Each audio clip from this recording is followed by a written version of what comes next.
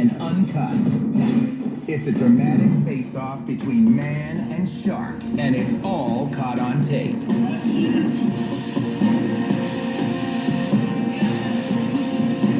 This angry predator, known as a spinner shark, is provoked into defending himself. This slender, fast-swimming fish gets the name spinner for its ability to breach and rotate out of the water. They're often seen prowling the warm waters off the Florida coast. One weekend, Andy was out boarding when he noticed dark shadows of sharks looming beneath the surface. Instead of leaving Mother Nature alone, Andy decided to snag one of the creatures out of sheer curiosity. With a foot-long mullet as bait, Andy has a spinner at the end of his pole in 10 seconds. But this shark is ready for a fight. He actually pulls right to the shoreline. It's a 12-minute tug-of-war between 160-pound Andy and the 125-pound shark. Finally, Andy's friend Greg Coolwind drags the exhausted shark onto the beach. And Andy cuts the line with his teeth. Now out of the water, the shark will suffocate in a matter of minutes. He's in great distress. Andy knows he's had enough, but his beach buddies want to dislodge the hook from the shark's mouth before they send him back to the water. Hey, do you have pliers, Andy? We can get that out. Stick your head in. Watch what happens when one of them gets too close.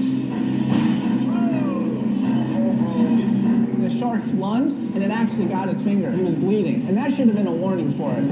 Instead, Andy gets on top of the shark, while Greg tries to remove the hook, but the shark is unforgiving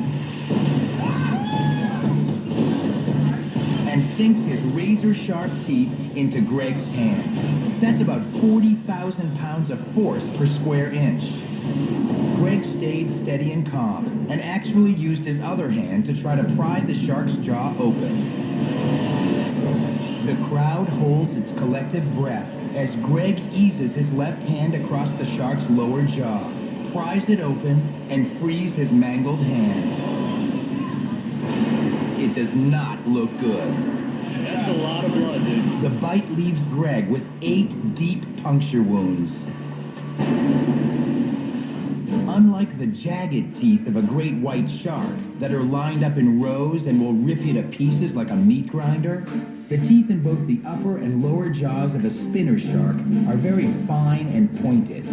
They're designed to grasp and catch small bait fish and swallow them whole. The spinner has no serration in its teeth, so luckily for Greg, it's incapable of sawing through or tearing off a human hand.